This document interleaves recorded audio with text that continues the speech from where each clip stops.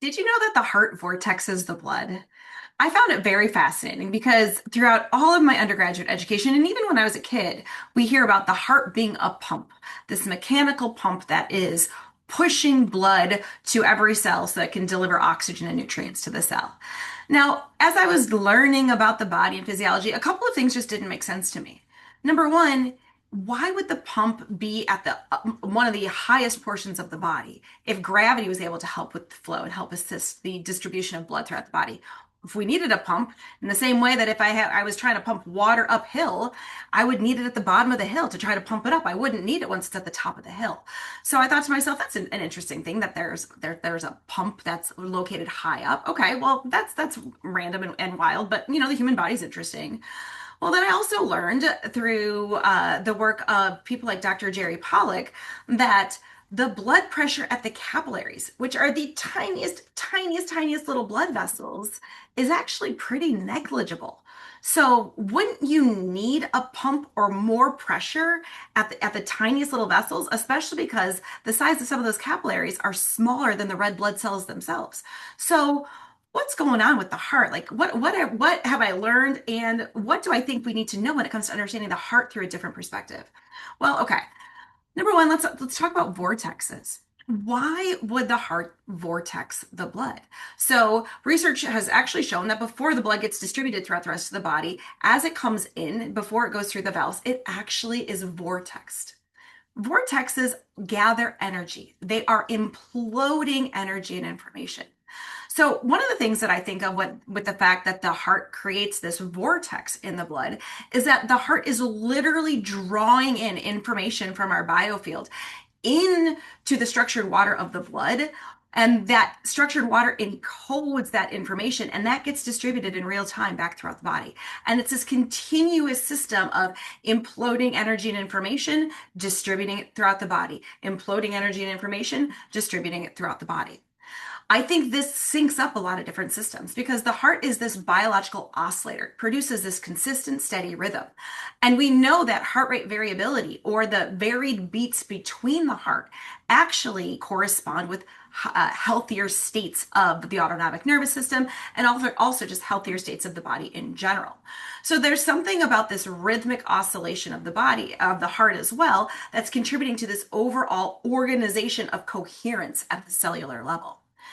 The other thing about the heart, in terms of it being a vortex, is not only is it vortexing the blood and essentially imploding energy and information in that capacity, there's the idea that a vortex can also gather charge.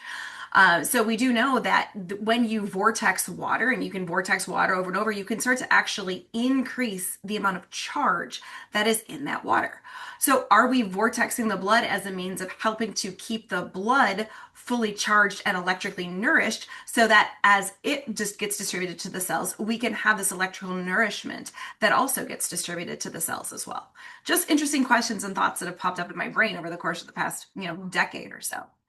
When you look at the blood flow itself, you start to realize that healthy blood flow also is in a vortex fashion. Now, part of this that vortex is actually maintained by something called exclusion zone water, which I'm going to talk about in a second. But why would the heart choose, or why would the circulatory system choose to organize the blood into a vortex? Well, vortexes are the only self-sustaining geometry in nature, meaning once you get one started, they're going to continue to organize themselves. And that organized flow means way more efficient flow. We compare vortex, what's called vortex laminar flow in the heart, that's healthy blood flow throughout the circulatory system, to a more disturbed flow or a flow that doesn't have that same organization. It's a turbulent flow. That turbulent flow is associated with a person who is not as cardiovascularly healthy as this vortex laminar flow. So, how does the circulatory system organize the blood into a vortex? Well, lining every blood vessel is structured water, and that's that exclusion zone water that Dr. Jerry Pollack has discovered and talked about so much. And that exclusion zone water contains charges. The structured water along the blood vessel lining itself, that's negatively charged gelled water.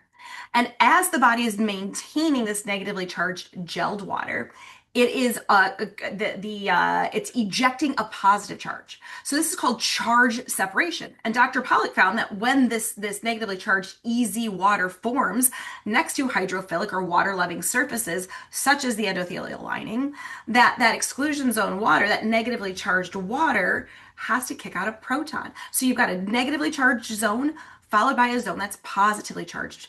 And when you have that happening in a flow system, what's hypothesized is that as that positive charge gets ejected out of the exclusion zone, that the ejection of that positive charge provides a little bit of extra force to help maintain the vortex flow of the blood.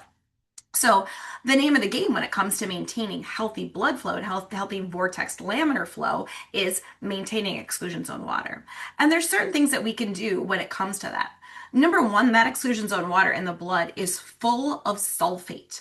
So adequate sulfur is essential for this process. Now, there are some people who are very sulfur sensitive. Sometimes people can get over that by doing things such as taking Epsom salt baths and absorbing that magnesium sulfate through the skin and bypassing the digestive tract. So there's ways that you might be able to support that if you're sulfur intolerant. But if you can handle sulfur, it is a great thing to make sure you're consuming on a regular basis, including transdermally through the skin, because of how that endothelial lining is full of sulfate. When we have sulfate, it gels that exclusion zone water very nicely. And so we want to have that adequate gelled water and continually maintain it. Now, obviously, adequate sulfur is very important for this process, but so is infrared energy. And that infrared energy can come from two different ways. Number one, we can absorb that infrared energy from things like sunlight or sauna. And I find it interesting that in the very long-term studies, specifically in countries such as Sweden, they find that regular sauna use, when they followed men for 20, 30, 40 years, those who saunaed 4 or more times a week had a significant reduction in all-cause mortality. And in some instances, a 50% reduction in cardiovascular mortality. Well, why could that be? Is it because we're sweating out toxins? Sure, that could be part of it. Is it because when we're in the sauna, we're relaxing and we're reducing stress? Sure, that could be part of it. Is it because the sauna can be an exercise mimetic, so we can increase heart rate without exertion, and that could be supportive of cardiovascular health? Well, absolutely, that could be as well. But my brain automatically goes to the fact that when the body is absorbing infrared, it's maintaining this healthy exclusion zone water around the blood vessel lining. And as it's doing so, it's maintaining healthy vortex blood flow as well. So you get a system where you're able to distribute the nutrients throughout the blood in a very efficient means without having to rely on things like excessive pressure of the heart pumping harder to act as an auxiliary because the blood is turbulent and not in this beautiful vortex laminar flow. So those are just some things to think about with that, from like the physical perspective of the heart vortexing. The more esoteric aspect of this, or not even esoteric, but more energetic aspect of this, was I learned from a doctor named Dr. Francisco Torrent Wasp. And he has dissected, I mean, hundreds, probably if not thousands of hearts at this point, by the end of his career. And what he found was that as he dissected the heart, you could actually take the heart muscle itself and simply unravel it and ravel it back up, and it forms a vortex. And so he hypothesized that this wrapping of the heart forms what's called a Mobius strip or a Mobius coil.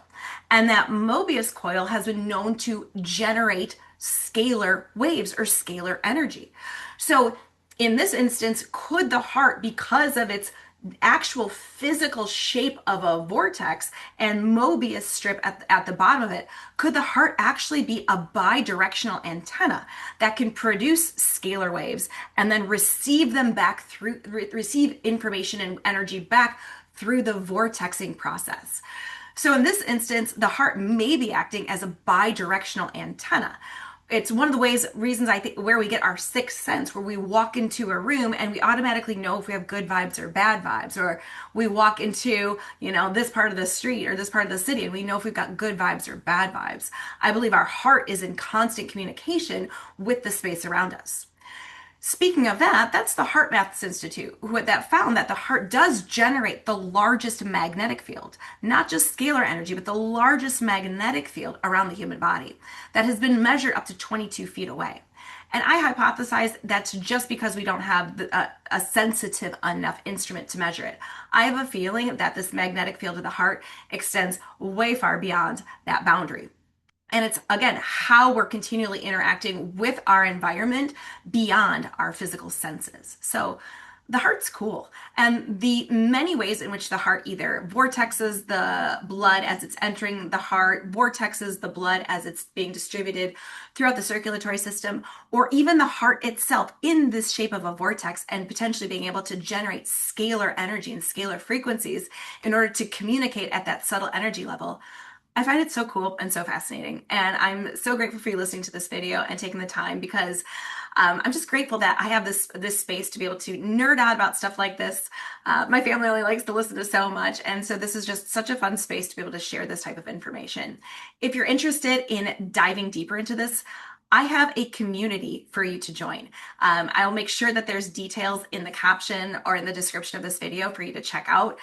It's a place where we can gather. You can hear all my silly nerd out videos about topics like this, and we can dive deep together, even in real time, in order to share and talk about fun information such as this. So hope to see you there.